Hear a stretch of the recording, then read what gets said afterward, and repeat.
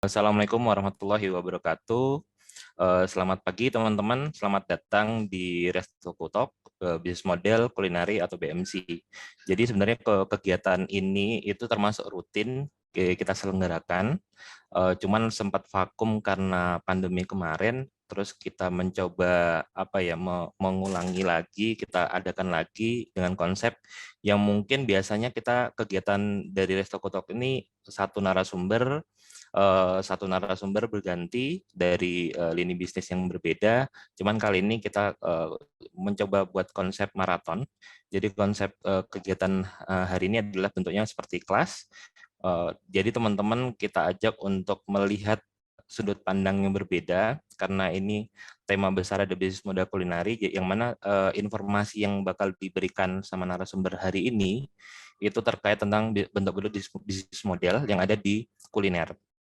Nanti banyak contoh-contoh insight tentunya dari empat narasumber ini dari bidang kuliner yang berbeda dan cara main yang berbeda.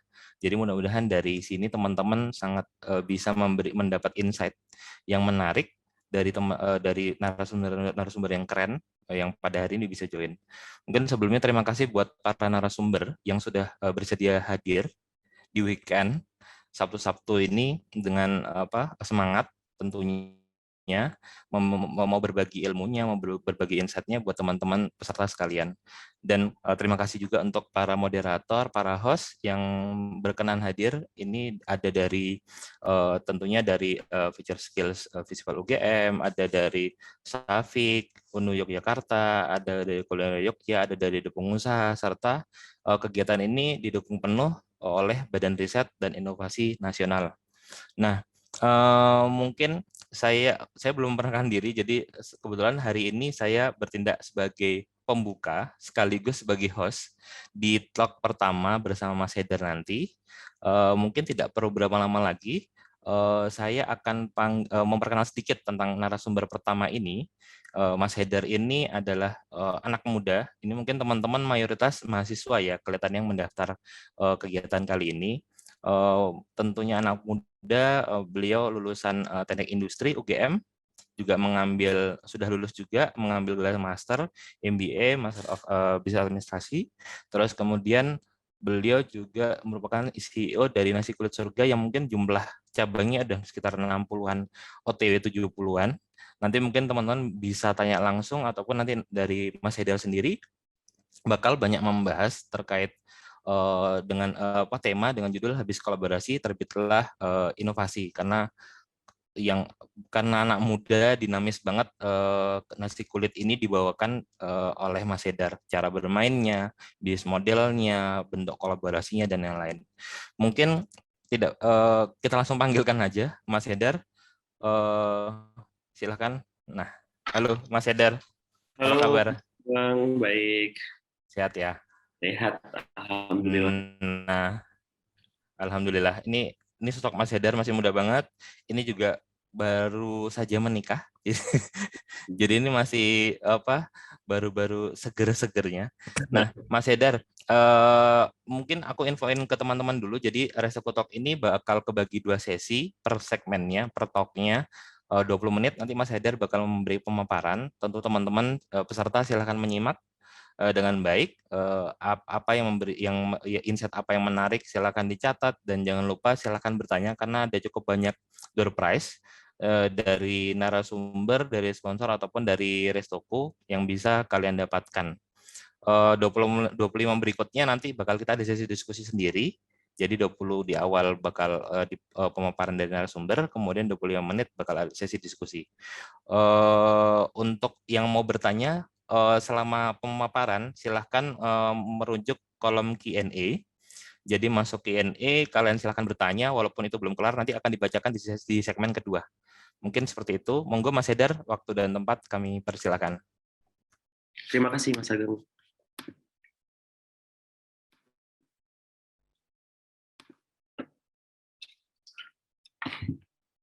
Oke, halo semuanya. Assalamualaikum warahmatullahi wabarakatuh. Perkenalin lagi, nama saya Hedar, asli Jogja. Di sini saya akan jelasin tentang apa yang pernah saya lakuin, sharing sedikit. Ya, banyak salahnya, tapi ya kita mungkin bisa belajar dari banyak kesalahan itunya. Dari brand Nasi Kulit Surga. Nasi Kulit Surga sendiri, Nasi Kulit Surga sendiri itu brand yang baru dibuat di tahun 2018. Sebagai produk pelopor nasi kulit pertama di Indonesia. Kalau sedikit cerita tentang nasi kulit sendiri sih, kita nggak, nasi kulit itu saya punya partner, nggak sendirian gitu kan. Kita ngebuat bisnis ini sama sekali dulu tidak tanpa persiapan gitu kan. Kita buat emang benar-benar cukup dadakan, cepet-cepetan, dan sedikit asal-asalan waktu awalnya gitu kan.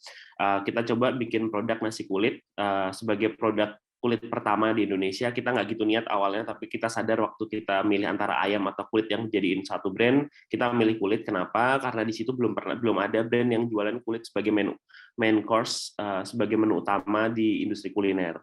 Akhirnya kita coba di sana, kita nggak sadar kalau sebenarnya apa yang kita lakuin itu juga menjawab, kalau teman-teman pernah tahu tentang bisnis kanvas model, ya itu juga menjawab, itu juga salah satu caranya gitu kan. Di Blue Ocean strategi kita juga jalan itu produk yang belum ada sebelumnya gitu kan. Kita coba jalan dengan modal tempatnya nih. Pertama itu kita jualan di tenda UGM gitu kan. Tanpa ekspektasi, ternyata setelah jalan itu cukup besar banget demand-nya gitu kan. Demand-nya, permintaannya banyak banget. Terus akhirnya kita bingung nih karena kita modalnya juga secukupnya ya. Dulu kita modal itu total 10 juta untuk awal kita buka. Kita modal nekat sih di sana. Setelah gitu kita liatin kok banyak banget ya, rame banget yang datang. Awalnya dari kalau dulu cerita waktu itu di tenda itu kita buka dari jam 6 sore gitu kan, kita tutup jam 9 malam karena biasanya habis gitu kan. Akhirnya jam 10 malam kita nambahin stok, akhirnya last kita di jam 11 malam itu jam 10 malam, kita jam 6 sampai jam 10 malam.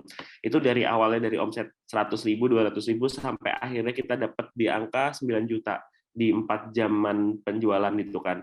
Nah, kita sadar bahwa ini kita lagi banyak banget peminatnya sebesar itu. Dan di era sekarang itu era yang paling gampang untuk orang belajar kuliner, bikin bisnis kuliner itu gampang banget karena semua informasi itu sekarang udah ada di semua media gitu kan. Kita buka di Google, di apapun kita gampang banget untuk bikin suatu produk gitu kan. Tanpa dipungkiri gitu kan, brand yang saya buat juga di nasi kulit itu produk yang cukup gampang untuk orang buat juga gitu kan. Atau brand apapun ya, karena semua resep itu ada di internet gitu. Kita tinggal ada keniatan aja untuk membuat brand tersebut atau produk tersebut gitu kan. Nah, kita mikir kalau kita nggak cepat bergerak gitu kan, kita mungkin bisa oke nih dari segi produk dan awal gitu kan. Tapi kalau kita nggak ada kolaborasi, kalau kita nggak cepat-cepat scale up, ya kita akan stay di sini gitu kan. Seinovasi apapun produk kita gitu kan, kalau kita nggak bisa menjangkau market lebih besar lagi, ya kita akan stay di sana gitu kan. Akhirnya dengan keterbatasan itu kita kan nggak punya, dan kita masih belum punya modal untuk membuka cabang kedua gitu kan. Akhirnya kita dulu jalanin opsi kolaborasi gitu kan. Kolaborasi yang kita nggak pernah tahu namanya franchise, kemitraan, apapun itu kita belum pernah menjalani itu sebelumnya gitu kan. Akhirnya kita kolaborasi kerjasama untuk setiap ke outlet lain.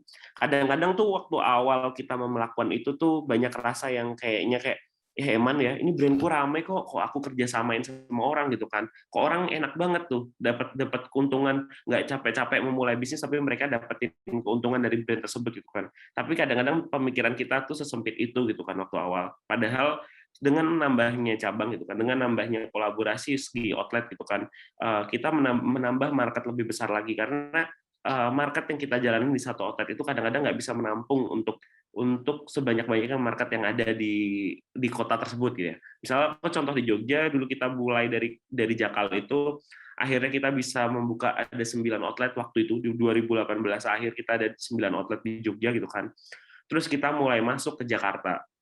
Nah, mulai masuk ke Jakarta itu kita juga memulai lagi ya semua bisnis ini dari nol. Kita pikir dengan aku udah 8 outlet di Jogja, aku bisa masuk ke Jakarta dengan mudah gitu kan. Ternyata enggak sama sekali gitu kan. Di Jakarta tuh beda banget. Setenar apapun kita di Jogja, kita memulai lagi dari nol dari Jakarta. Tapi waktu dulu kita memang belum tenar ya, baru 10 outlet, 9 outlet aja di Jogja. Kita memulai di sana dengan kondisi yang berbeda, dengan situasi yang berbeda, cuma kita modal nekat untuk buka di sana. Jelas kalau kita nggak punya kolaborasi di sana dengan siapapun itu kita akan PR gitu. Jadi waktu pertama kali masuk Jakarta, aku spare 3 bulan di sana untuk nyari lokasi, nyari channel gimana caranya kita bisa jualan, apa yang bisa lakuin di sana gitu kan, sampai akhirnya kita bisa rilis di Jakarta. Nah, akhirnya sejak mulai dari Jakarta kita lumayan tumbuh gitu kan. Kita lumayan tumbuh pesat, kita jalan di Jakarta, saya lakuin kolaborasi waktu itu. Kolaborasinya kita dulu karena kita nggak punya uang untuk endorsement. Untuk endorsement di Jakarta itu sama di Jogja jauh banget rate-nya gitu kan. Di Jogja mungkin bisa 300.000, 100.000, di Jakarta satu pos bisa sampai 8 juta. Kita nggak punya uang untuk sampai di sana karena outlet pertama kita juga itu di Pasar Santa. Pasar Santa itu sewanya itu berarti sekitar 500.000 per bulan, sekitar 500.000 per bulan. Jadi sangat-sangat waktu itu masih aman kita untuk sewa di sana per bulannya di Jakarta gitu kan. Dulu kita takut banget masuk Jakarta. Kita pikir Jakarta, oh gila ya, Jakarta bakal segalanya mahal gitu kan. Ternyata enggak sih. Kalau kita emang giat ada effort untuk mencari tempat atau mencari SDM dan sumber daya alamnya gitu kan. Ya Jakarta tuh bahkan jauh lebih murah daripada kota manapun kalau yang saya sadarin ya. Kecuali tempat-tempat tertentu yang besar banget. Tapi kalau kita emang ngejar di market sekarang kita bisa kolaborasi dengan platform online siapa aja gitu kan. Kita bisa kok dapetin harga yang jauh lebih murah daripada Jogja gitu kan atau daerah.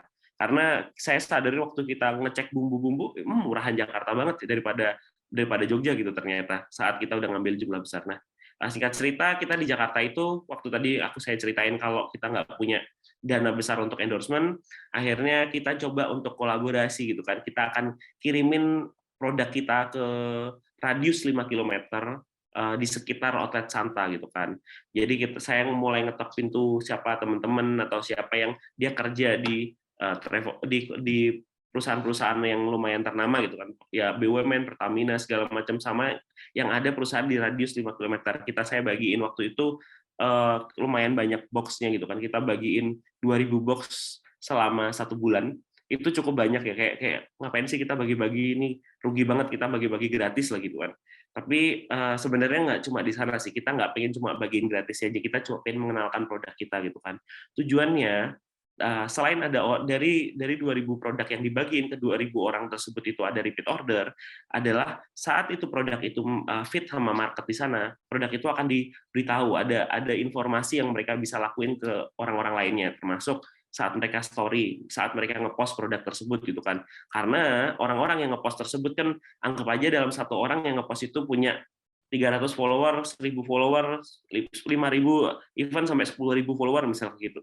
Kalau itu bisa dikalikan dalam jumlahnya, itu kita mendapatkan jangkauan lebih besar lagi di sana. Jelas kita brand yang belum apa-apa saat kita bisa masuk satu outlet doang di Jakarta gitu kan.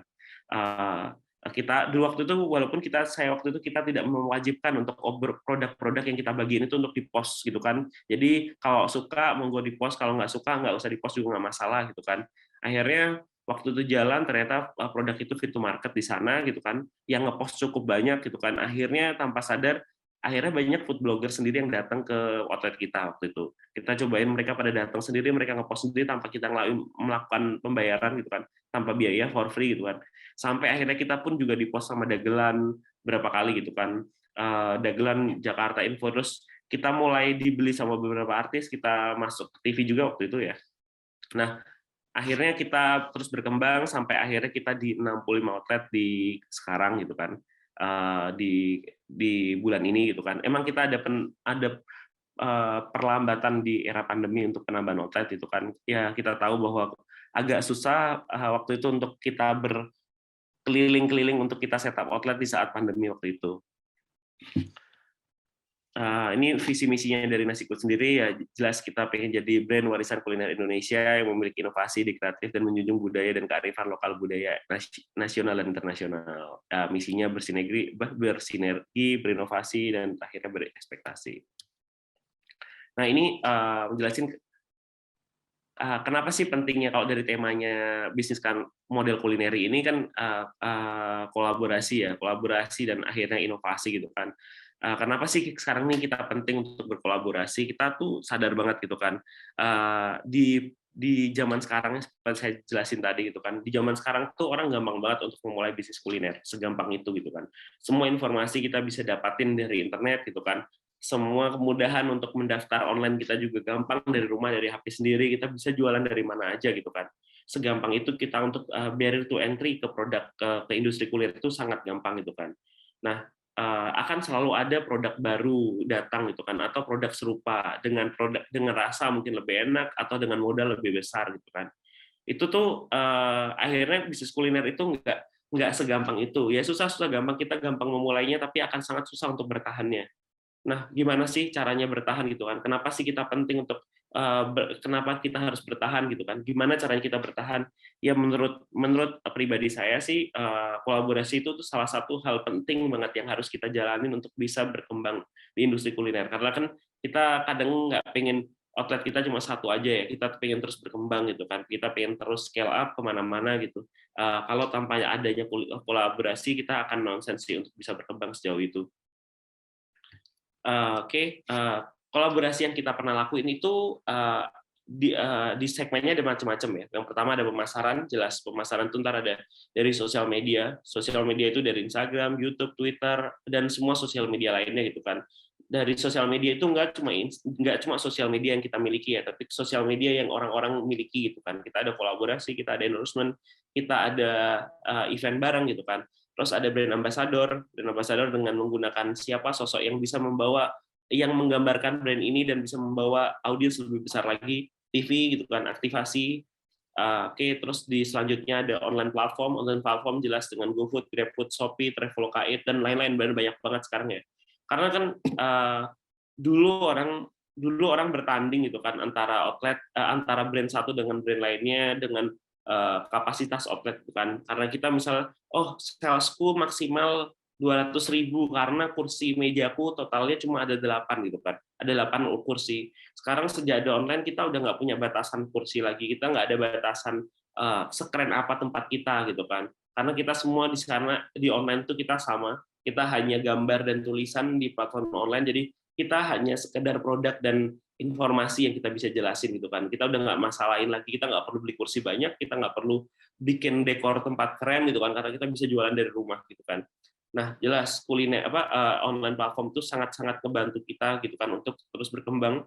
Dan nasi kulit itu in average totalnya itu di 80% penjualan itu semua dari online, bukan dari dine-in gitu kan. Dan kita sangat-sangat beruntung karena online platform itu datang dan kolaborasi dengan kita, karena akhirnya kita juga bisa mengurangi cost untuk sewa tempat yang mahal gitu kan. Jadi kita bisa nyewa tempat yang karena kan nggak ada masalahnya antara kita di dalam atau di pinggir jalan karena sama-sama online gitu kan.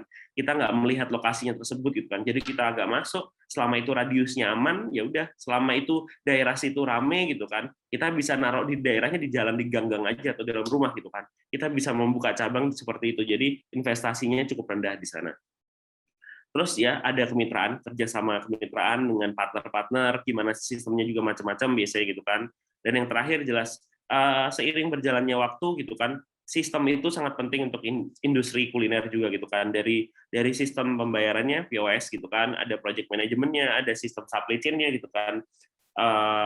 Ini juga terima kasih buat Restoku. Kita mulai dari awal ya, kita mulai dari bisnis pertama itu kita dibantu sama Restoku gitu kan. Karena kadang-kadang kolaborasi itu nggak masuk seperti semuanya ya di scale up tadi yang saya jelasin itu ada beberapa macam kolaborasi. Kita tuh nggak semua informasi itu datang dari kita gitu kan. Kita nggak semua ilmu tuh kita bisa mempelajarinya semua gitu kan. Karena mereka setiap divisi, setiap orang, setiap brand gitu kan memiliki keahliannya masing-masing.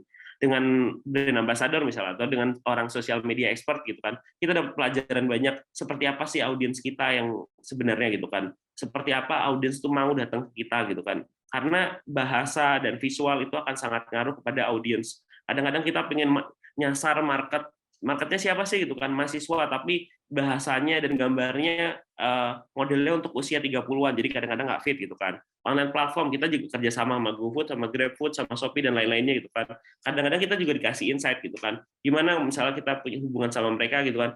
Kalau aku buka di sini atau menu apa sih yang harusnya kita jalanin gitu kan. Promo seperti apa yang kita jalanin biar awareness datang gitu kan. Karena informasi di sana ya dari mereka gitu kan. Kita bukan expertnya di sana. Kita bisa belajar dari hal itu, dari kemitraan, termasuk dari sistemnya ya, dari produk yang kita jalanin kayak POS-nya gitu kan. Dari misalnya dari Restoku kita dapetin karyawan di sana gitu kan, dan sistem kontrol untuk karena kita menambah outlet, kadang-kadang tuh kita tuh mikir aman nggak ya kalau kita nambah outlet gitu kan, orangnya jujur nggak ya gitu kan, karena sekarang udah ada sistem gitu kan, ada POS sistem, kita bisa ngontrol itu dari jarak jauh gitu kan. Akhirnya kita nggak terlalu repot ngabisin waktu untuk ngurusin operasional di outlet, akhirnya kita bisa fokus untuk mengembangkan bisnis kita gitu kan. Nah, ini contoh dari pemasaran yang kita nyoba kolaborasi ya. Oke, ini kalau ada YouTube-nya memang kita dari JWS Bros gitu. JWS Bros di awal kita emang sama sekali nggak iklan gitu kan. Itu pure dari mereka. Ada Will Ghost tuh Master Chef, ada Chef Arnold, ada Trans TV gitu kan. Sebenarnya ada banyak lagi gitu kan. Cuma aku ngambil beberapa contohnya yang ada di YouTube gitu kan. Ini akan sangat banget ada perubahan banget saat ada review seperti ini gitu kan. Dan waktu itu aku sedikit cerita, waktu itu kita baru opening 2 bulan outlet Tanjung Duren di Jakarta gitu kan. Omsetnya waktu itu masih di 1,5 juta sampai 2 juta. Saat habis di review JWS Bros kita ngalamin peningkatan sampai total omsetnya per day itu stabil di 10 juta 11 juta. Perubahannya sangat-sangat signifikan gitu kan. Kadang-kadang kita ngerasa apakah hal itu penting? Jelas penting kalau buat brand kuliner ya, karena tujuannya itu adalah menyampaikan produk kita ke banyak orang lagi gitu kan. Dan kita for free waktu itu karena mereka emang pure reviewer gitu kan. Mereka yang review kalau nggak enak akan bilang nggak enak, dan kita ternyata di review sama mereka dan mereka suka sama produk kita gitu kan. Terus ada Trans TV mungkin berapa kali yang meliput kita gitu kan. Terus ini ada Gen FM, ini salah satu aktivasi. Jadi Gen FM lumayan besar ya untuk market radio di Jakarta. Terus akhirnya mereka sering keliling untuk bikin event dan kita kerjasama sama mereka untuk ikut bagi-bagi produk. Jadi kemana-mana. Terus yang selanjutnya ada Nutrisari. Selain dari platform untuk aktivasi seperti tadi ya, kayak Gen FM atau TV atau sosial media, kita juga kolaborasi sama brand.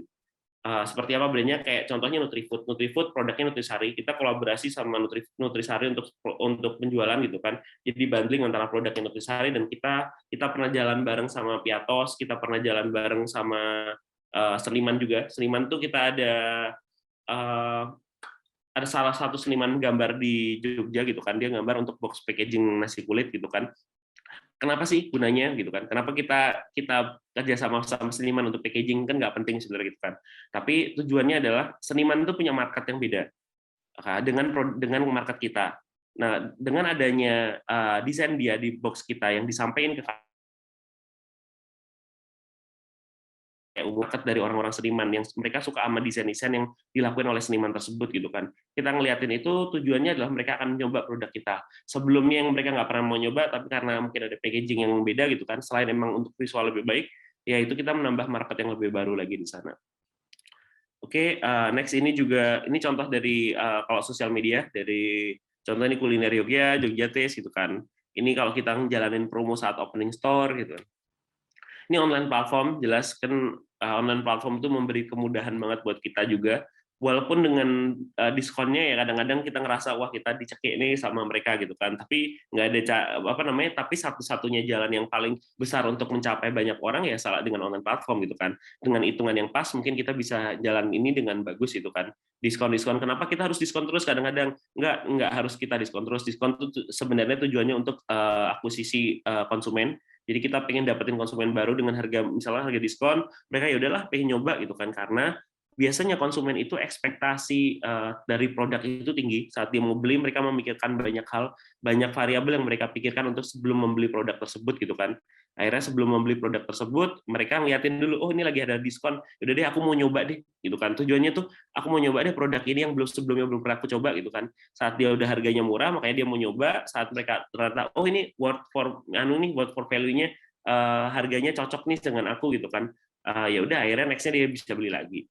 Ini kemitraan yang kolaborasi akhirnya dari JWS Bros, dari mereka yang review produk kita gitu kan, produk kita for free, terus kita akhirnya ketemu gitu kan, ngucapin makasih, dan ternyata mereka pengen nyoba untuk bikin outlet juga. Akhirnya kita kerjasama buka outlet JWS Bros ini Jakarta di Meruya.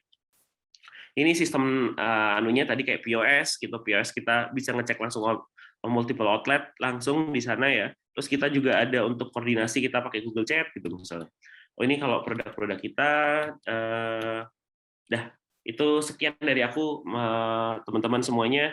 Aku kembalikan lagi ke host Mas Ageng ya. Oke, Luar biasa ya.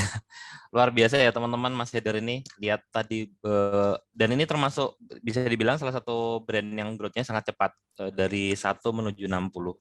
Nah, ini Mas Heder banyak banget nih pertanyaannya. Sudah mulai banyak. Mungkin sebelum ada, aku mulai dari ini, ada yang beberapa yang banyak banget pertanyaannya. Mas Christian, misalnya kayaknya lebih baik jenengan langsung tanyakan deh. Monggo Mas Christian, aku invite menjadi bisa speak ya, sebentar. Karena Mas Christian kayaknya antusias banget. Monggo Mas Christian, kalau mau nanya kelihatannya lebih baik langsung bertanya ini ya, live on mic. Halo, Mas Christian. Jadi ini mungkin aku bacakan salah satunya ya. Pertanyaan pertama, Mas Edar, apa usaha kuliner Mas terdampak pandemi ya? Ketika terdampak, apa saja yang Mas lakukan? Promosi apa yang Mas lakukan di masa pandemi? Menurut Mas, segmen kuliner di masa pandemi ini gimana ya? Terus apa tantangan terbesar dari usaha kuliner di masa pandemi ini? Suka dan duka usaha kuliner di masa pandemi. Wah, ini intinya all about tentang pandemi, Mas. Panjang ya, ternyata. Banyak banget pertanyaannya. Monggo Mas, kalau mau dijawab. Eh, ini aku semoga nggak salah ya dengar pertanyaannya ya. Waktu Ya. pandemi jelas pandemi itu berimpact besar sama kita gitu kan.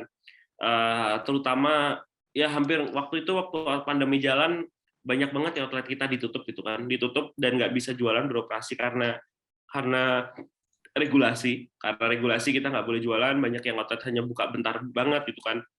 Bahkan di Jakarta di Santa kita cuma boleh buka dari jam 11 sampai jam 1 siang. Itu iya jam 3 jam doang gitu kan. Kadang-kadang operasionalnya udah nggak masuk akal gitu kan. Akhirnya kita kena dampak banget. Kita kena dampak banget penurunan sales sampai 70% di Jakarta dan beberapa kota di Jogja gitu kan. Tapi kan kita karena namanya kena dampak ya, kita nggak boleh tinggal diam kan. Kita pasti mikirin solusinya gimana caranya biar kita bisa survive di era pandemi itu kan. Kita ngeliatin kalau kondisinya di Pulau Jawa ya kita ngeliatin tuh bagaimana segmen konsumen kita, karena kita juga pakai ya media sosial tuh hal yang penting juga ya buat kita bisa melihat kontribusi di sana ya. Terus kita ngeliatin seperti apa sih segmen produk kita, segmen market kita di tiap outlet gitu kan. Kita ngeliatin kalau semua outlet tersebut itu dekat dengan radiusnya dengan office sama kos-kosan gitu kan. Ya office, kos-kosan, kampus, kita akan ngalamin penurunan drastis gitu kan. Parah, penurunannya bisa sampai 80% penurunannya. Tapi saat lokasi tersebut itu cenderung dekat sama residensial, dengan perumahan, dengan rumah-rumah warga gitu kan. Di situ tuh kita ngalamin bahwa beberapa outlet kita ngalamin kenaikan di lokasi Jawa ya, Pulau Jawa ya.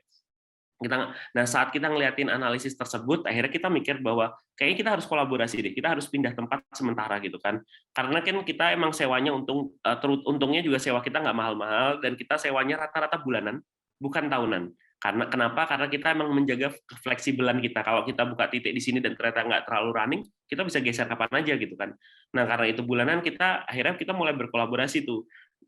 Kolaborasinya gimana, kita akan pindah tempat mana nih ya agar kita aman. Oke, kita coba kerjasama sama Cloud Kitchen, kita kerjasama sama Grab Kitchen, sama Go Kitchen, sama Mong gitu kan, sama beberapa pokoknya dengan Cloud Kitchen ya, karena Cloud Kitchen kita bisa kolaborasi, kita bayarnya komisi sharing gitu kan, kita nggak bayar uang sewa tapi kita komisi sharing ya, itu kita jalanin, itu kita pindahin ke Cloud Kitchen untuk ke daerah-daerah residensial. Residensial itu daerah yang ada rumah-rumahnya segala macam untuk menjaga sales di sana. Karena kan karyawan kita, ada karyawan tiap outlet itu kan kena kan, biasanya kena dampak juga. Sana untungnya di kondisi yang luar biasa ini banyak yang bisa menerima untuk kita tetap jalan bareng dengan kondisi tertentu gitu kan. Nah, saat kita ngeliatin tersebut, tapi secara data penjualan kita di luar Jawa kita ngalamin kenaikan yang luar biasa drastis gitu kan, terutama di Bali dan Kalimantan. Akhirnya di era pandemi kita dari 1 outlet kita nambah jadi 7 outlet dalam waktu nggak nyampe 1 tahun, kita nambah 6 outlet baru di Bali gitu kan. Terus kita nambah 4 outlet baru di Kalimantan di kondisi pandemi. Kita juga bingung gitu kan, karena emang marketnya di tiap daerah itu beda-beda, dan alhamdulillahnya kita Kalau secara total ya kita ngalamin penurunan tetepan. Penurunannya tapi kita nggak terlalu parah, jadinya di angka 30-40%, karena ada subsidi dari otot-otot yang cenderung ngalamin kenaikan gitu kan. Terus emang jelas kita langsung berubah gitu kan, dari produknya yang box kita jadi emang jelas pakai apa namanya, pakai vakum yang apa, frozen. Kita jalanin frozen itu, kita mulai titip-titipin di beberapa tempat gitu kan, karena kita nggak bisa jualan dari tempat kita alihin distribusi kita, produk kita ke otot-otot yang aman gitu kan. Beberapa otot memang kita tutup dulu sementara. Ngalamin kerugian, ya ada kerugian juga dari dapur juga jelas, karena proses produksi kita jalan terus gitu kan. Sedangkan kadang-kadang kita nggak bisa supply kemana, akhirnya kita mengalihkan keluar Jawa paling banyak produknya. Apalagi ya Mas Ageng ya, aku tadi lupa ya pertanyaannya.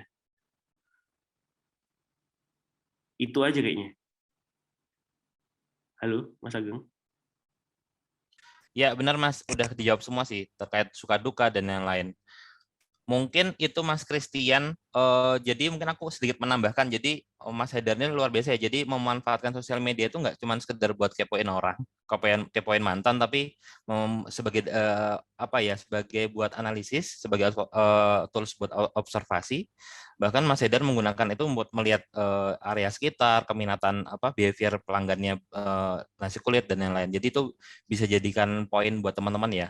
Terus dari kerugian tadi tentunya memang mungkin bisa dibilang masuk mayoritas mengalami kerugian ya ketika pandemi, tapi nyatanya dari kerugian itu kita dapat banyak apa ya istilahnya faedah gitu loh. Jadi mungkin dari yang dulu Mas Hedar nggak pernah sama sekali kepikiran membuat nasi kulit di vakum, tapi dengan itu kayak oh ternyata nasi kulit di vakum tuh kayak gini, marketnya gimana. Jadi tahu lah.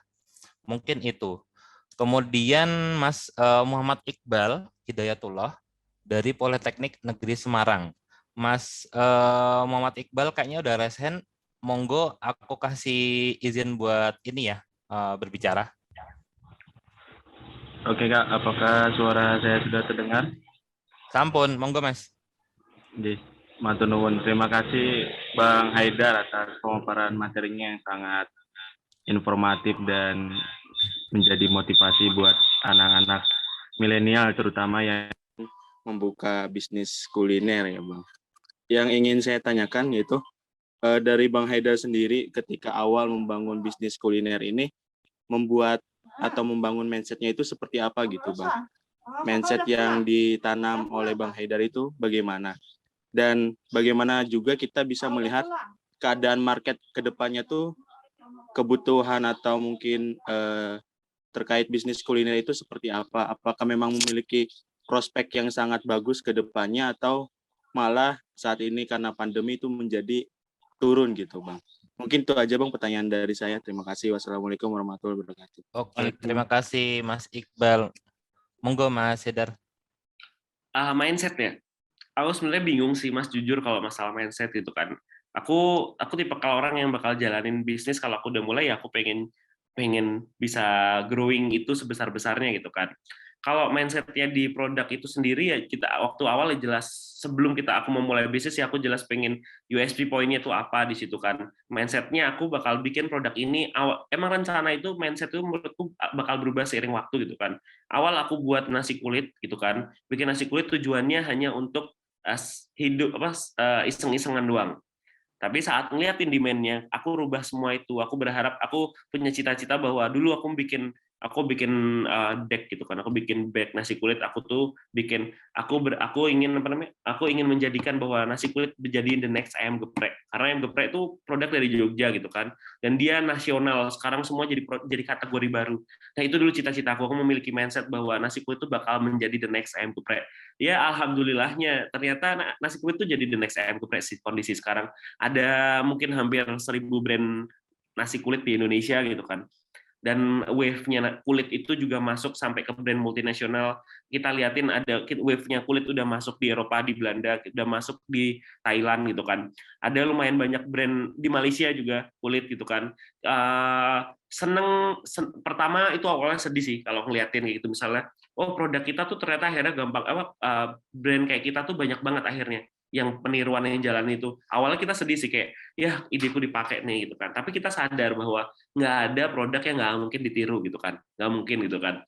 Yang ada waktu itu kita malah seneng akhirnya kita, oh berarti dari ide awal kita jadi inspirasi banyak orang gitu kan, banyak brand. Bayangin kalau dulu nggak buat ini gara-gara nasi kulit misalnya ada ratusan brand atau ribuan brand dan berapa puluhan ribu karyawan mungkin ya kalau di total seluruhnya yang orang akhirnya disrupt dari sana gitu kan. Dari sana kita ngeliatin bahwa ya udah berarti kita bisa sebagus itu, kita harus terus sebagus itu gitu kan. Kita kalau bisa itu ya kita harus inovasi terus-terusan karena kita bisa memulai itu dengan bagus. Ya udah kita pengen mindset itu yang kita pakai sih kayak terima kasih akhirnya kita jadi inspirasi banyak orang gitu kan. Kita senang banget di situ. Itu sih Mas, aku agak bingung sebenarnya mindsetnya tadi sih. Terus yang kedua tadi apa ya Mas ya? Terima kasih Bang atas jawabannya. Sangat keren. Oke, siap. Terima kasih Mas Hedar, Mas Iqbal. Oke, jadi poinnya itu Mas Hedar lihat pola pikir Mas Hedar ya teman-teman. Jadi visioner, terus targetnya simple. Simpelnya itu tapi luar biasa, top of mind. Jadi benar-benar nasi kulit, kita ngomongin nasi kulit, itu yang ngomongin nasi kulit surga. Dan dari situ tuh nasi kulit surga kayak menginspirasi. Mungkin sekarang udah ada banyak ya, ada nasi kulit neraka, mungkin nasi kulit yang lain ya. Nah, itu tapi luar biasa. Maksudnya itu jadi sesuatu poin penting kenapa ketika ada kompetitor berarti ada market. Jangan sampai teman-teman tuh aku membuat mungkin nasi kulit onta gitu. Kira-kira ketika dibikin nggak ada yang pesaing, ternyata emang nggak ada market gitu loh. Jangan sampai kayak gitu. Oke, next ini Mas Christian tadi udah raise hand lagi karena tadi sudah Mas, kita lompat dulu ya ke teman-teman yang lain biar rata. Ada dari Moh Fazal dari Cirebon. Mau raise hand mungkin Mas Fazal, monggo langsung speak up aja. Halo, selamat pagi. Pagi, monggo Mas langsung. Ya, mungkin saya ingin bertanya kepada Mas Raihan. Yang ingin saya tanyakan, apa sih Mas hal yang melatar belakangi? Bentar, Mas Raihan apa Mas Hedar Mas? Mas Hedar ya? Mas Haidar, mohon maaf. Halo. Oke. Selamat pagi Mas Haidar. Saya ingin bertanya terkait apa sih hal yang melatar belakanginya dibuat nasi kulit surga ini dan bagaimana cara sukses berbisnis makanan karena seperti yang diketahui UMK Jogja itu sangatlah kecil dan cara mengatur range harganya itu seperti apa Mas sehingga untuk saat ini bisa sukses di Jogja. Kemudian mungkin ada edukasi Mas terkait cara melatih mental untuk para pembisnis pemula. Mungkin itu Mas, terima kasih. Oke, terima kasih Mas Fazal. Monggo Mas Hedar. Masih di mute Mas. Halo, pagi Mas Fazal. Yang melatar belakangin tadi sebenarnya saya jelasin dulu. Awalnya kita tuh nggak mau buat nasi kulit gitu kan. Awalnya kita mau buat nasi ayam. Kita pengen buat nasi ayam Madura waktu itu. Tapi karena kita gagal, kita nggak bisa buat nasi ayam Madura. Kita coba bikin kulit waktu itu. Kulit itu sebenarnya niatnya buat cemilan. Terus kita sadar bahwa kayaknya ini nggak ada deh. Produk ini belum ada yang jalanin gitu kan. Ya udah kita coba yuk. Oh iya, kalau proses kita nggak cuma nyoba terus kita langsung jualan ya. Sebenarnya itu ada tahapan di sana gitu kan. Setelah kita riset produk, kita coba rasanya menurut kita oke gitu kan. Kita lakuin survei, kita panggil beberapa orang-orang random gitu kan. Kalau bisa jangan temen yang nggak jujur ya, temen tuh biasanya dicobain produknya, enak, padahal mereka nggak akan beli produk kita gitu kan. Ya udah kita cobain random, kita cobain dengan harganya. Misalnya tadi pas juga kan dibilangin UMK-nya kecil gitu kan. Kita juga cobain misalnya HPP produk ini tuh 4.000. Kita mau jualan angka berapa gitu kan. Kita bisa menjual harga 8.000, kita bisa jual harga 15.000 gitu kan. Bebas sebenarnya itu akan ngaruh sama misalkan kalau cobain di bisnis itu biasanya ROI ya, seberapa lama kita ingin balik modal gitu kan. Balik modal ya udah kita mau ngejar dari quantity atau dari quality. Kalau quantity ya kita cuannya tipis tapi banyak gitu kan. Atau quality. Nah di Jogja itu salah satu halnya adalah emang quantity. Kita nggak bisa ngambil margin besar-besar gitu kan untuk bisa ngejar itu. Kita margin maksimal itu di 30% gitu kan. Untuk produk makanan gitu kan, karena itu akan ngaruh ini margin dari produk ya. Misal kita jual 10.000 ya kita cuannya 3.000. 3.000 itu dipakai untuk bayar karyawan, buat sewa, buat dan lain-lainnya gitu kan. Itu misi gross profitnya misalnya di sana. Nah kalau ngejaga harga emang kita itu tadi kita tes, kita survei gitu kan. Harga ini mereka mau beli nggak?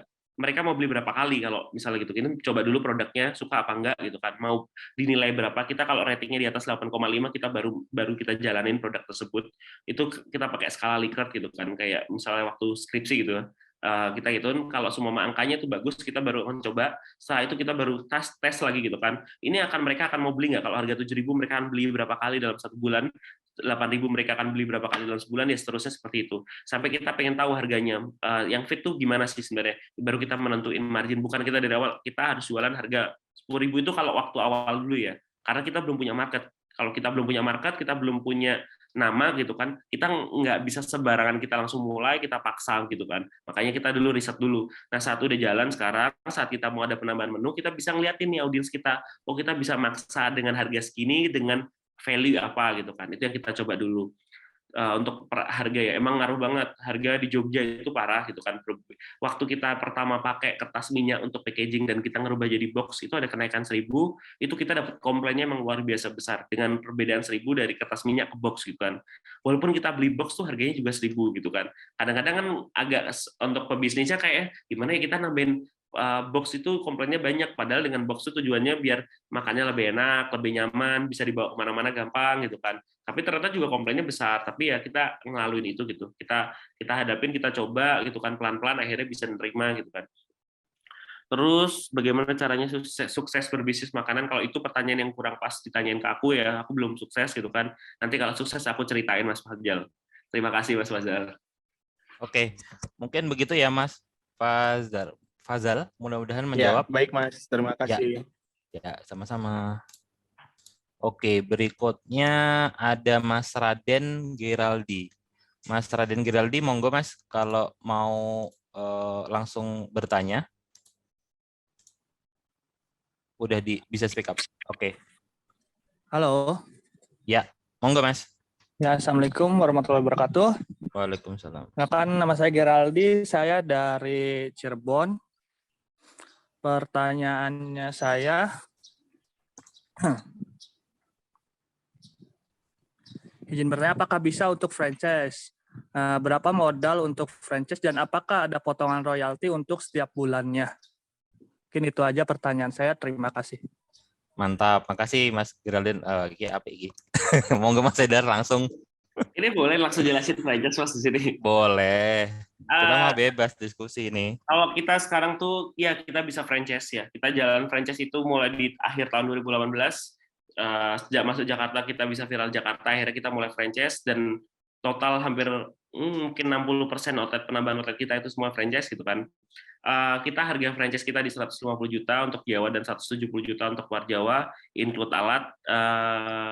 Total modal yang dikeluarkan itu selain franchise fee yang di luar itu ada tempat gitu kan. Tempat itu beraneka ragam. Kalau kita selalu menyarankan tempat yang relatif murah dan sewanya bisa bulanan karena saat itu nggak perform bisa pindah kapan aja. Tapi biasanya analisis tempat kita pakai koordinasi sama tim online gitu kan. Berapa daerah tersebut misalnya potensial apa enggak gitu kan. Royalti ada kita 3% setiap bulannya. Itu Mas Giral. Mungkin kalau mau nanya lebih lanjut bisa langsung di IG sih biasanya kayak gitu. Ntar ada link tree-nya di sana. Terima kasih. Mudah-mudahan menjawab ya Mas. Nanti langsung di balik layar setelah acara ini boleh langsung berkontak katanya Mas Haidar di IG. Monggo. Kelihatannya juga ada kontak untuk franchise ya Mas? Ada timnya sendiri juga. Siap. Oke, Mas. Makasih jawabannya Mas. Makasih Mas Geraldi. Oke, berikutnya ada Mas Billy Lubis. Monggo Mas, kalau mau langsung open mic. Silakan. Halo Mas Billy Lubis. Halo. Oke, Mas Billy Lubis, kita skip dulu ya. Kita lompat ke ini mungkin Mbak ya. Dari tadi cowok kayaknya. Mbak Rosi Tabita. Mbak Rosi Tabita, monggo bisa open mic Mbak, langsung bertanya. Ini kelihatannya lebih ke konsultasi ya. Halo Mbak Rosi. Halo, Ya, Kak. monggo Mbak. Ya, Tadi udah tanya silakan. di Q&A sih. Ya, monggo langsung lebih Oh, mantap ya. iya. Izin bertanya, Kak. Tadi kan Kak Haidar bilang waktu awal mulai usaha, mulai di awal Kakak cuma punya 10 juta ya, hingga akhirnya berkembang. Terus kelihatan profitnya kurang lebih 1 tahun Kakak udah buka sampai 7 cabang baru. Nah, ketika pembukaan 7 cabang baru itu, pure Kakak buka dengan dana yang Kakak putar itu atau Kakak udah buka kemitraan? Atau Kakak ada investor dan sebagainya gitu. Nah, yang mau saya tanyakan, gimana Kakak bisa dapat mitra atau investor yang mau bekerja sama dengan Kakak? Kan pastinya nggak cuma 1-2 orang ya, Kak, dan bukan sembarang orang yang bisa diajak kerja sama kayak gitu. Mau tanya itu aja sih, makasih. Maaf kalau pertanyaannya kurang jelas. Oke, makasih ya Mbak Rosi. Monggo Mas Haidar. Eh, Kalau 7 outlet tadi itu sebenarnya sih, bukan 1 tahun sih. 1 tahun kita udah lebih dari 10 outlet. Itu 6 bulan sih, dari bulan Maret sampai di akhir tahun itu. 6 bulanan lah. Iya, kita nggak semuanya sendiri gitu kan. Tadi waktu dijelasin itu waktu mulai dari 1 outlet, kita akhirnya nyoba kolaborasi. Kita pakai mitra emang ada yang berbayar tapi nggak sih kayaknya. Awalnya nggak berbayar, terus abis itu ada berbayar mitra, bayar 5 juta, kita pernah nyoba gitu kan. Kita jalanin. Nah, waktu itu kita emang dari nasi kulit itu dari awal sampai sekarang di 65 outlet, saya belum pernah menawarkan produk ini ke orang. Nasi kulit untuk kerjasama. Kita belum pernah nawarin franchise, kita nggak pernah nawarin kemitraan gitu kan. Yang selama ini semua pintu itu datang dari calon mitranya untuk datang ke kita. Karena kita kadang-kadang tuh emang pengen mereka itu suka sama produknya, suka sama brandnya gitu kan, agar mereka baru mau join sama kita. Kadang-kadang tuh banyak tuh orang-orang nanya mau mitra. Kalau total dari awal masuk ya sampai 2 tahun awal tuh kita sampai 1.000 permintaan ada sih sebenarnya. 1.000 permintaan email masuk, WA gitu kan tuh banyak yang masuk. Cuma kadang-kadang kita harus filterisasi. Waktu itu kan tipe kalau orang beda-beda caranya orang berhubungan dengan mitra, dengan orang relasi itu beda-beda gitu kan. Kita pengen setiap franchise atau mitra yang masuk ke kita gitu kan, itu mereka emang benar-benar suka sama produk kita, bukan hitungannya, bukan proposal kemitraannya gitu kan, bukan angkanya balik modal kapan gitu kan. Karena semua hitungan itu adalah forecast. Kita nggak bisa memastikan semua hitungan itu benar hasilnya seperti apa. Tapi kalau dia suka sama produk kita, dia akan mengupayakan gimana forecast itu menjadi real gitu kan. Dan gimana pun dia pengen menjaga brand itu tetap bagus sampai kapanpun gitu kan. Karena kalau mereka udah suka dulu sama produknya. Kalau itu yang kita jalanin sih sampai sekarang gitu kan. Kita jalanin, ya kita kalau mereka ngelihatnya angka gitu kan, mereka membandingkan angka gitu kan, kita jelas nggak akan lanjutin kerjasama tersebut. Kita jelasin kalau mereka suka sama produknya, baru kita akan lanjutin kerjasama tersebut. Nah, dari awal kita emang mereka rata-rata semua nge-approach gitu kan. Saat itu dapat impact-nya karena outlet tersebut rame. Outletnya rame kan, itu akhirnya bikin macet jakal waktu itu gitu kan. Karena rame di sana akhirnya informasi itu kesebar dong. Akhirnya mulai tuh banyak tuh orang-orang yang percaya gitu kan, kayak Kak aku mau kerja sama gimana caranya, Kak gimana aku mau membuka di sana. Nah, menurutku setiap brand yang dia bisa jalan dan itu lumayan rame di tempat tersebut, sustain, bukan rame 1 bulan atau 2 bulan doang gitu kan, sustain ramenya, yang jelas itu pasti mereka bakal datang sendiri sih mitra. Nggak cuma kalian nggak perlu nyari sih, itu pasti akan datang sendiri jelas. Itu sih Mbak Rosi Tabita, thank you. Oke. Begitu Mbak Rosi, sudah terjawab ya? Oke. Mas, mungkin aku nambahin dikit, aku nggak pakai Boleh, dana boleh. ya. Aku nggak pakai dana dari investor, jadi Oke. semuanya dari kerjasama. Jadi modalnya emang pure 10 juta untuk nasi kulit, nggak ada lebih dari situ. Mantap. Oke, mudah-mudahan terjawab sudah pertanyaan dari Mbak tadi, Rosita. Oke. Ini masih ada banyak pertanyaan yang belum terjawab, tapi karena memang waktu sudah lewat, karena kita harus move lagi, teman-teman jangan khawatir, masih ada 3 narasumber lagi yang bakal sama kerennya juga, yang sama serunya juga, tentunya dengan perspektif dari sudut pandang yang mereka jalani masing-masing. Kalau ini dari nasi kulit surga, nanti bakal banyak, ada 3 narasumber lagi dari perspektif masing-masing. Nah, mungkin saya akan tutup, tetap jangan kemana-mana. Pastinya teman-teman di rumah, aku ngasih bocoran sedikit. Jadi setelah ini ada narasumber yang jelas beliau pemilik brand kebab yang udah legenda banget dari dulu sampai sekarang, dan outletnya udah sampai ribuan, tidak aja di Indonesia tapi seluruh sampai dengan India, sampai dengan Malaysia dan lain-lain. Nah, narasumber ini akan dimoderatori oleh Mbak Danti dari Safik Unu Yogyakarta sebagai mitra ekosistem pada acara kali ini. Mungkin seperti itu, Mas Haidar. Terima kasih banyak udah join. Terima kasih banyak inspirasi dan ilmunya. Sesi saya akan akhiri. Wassalamualaikum warahmatullahi wabarakatuh. Silahkan Mbak Danti.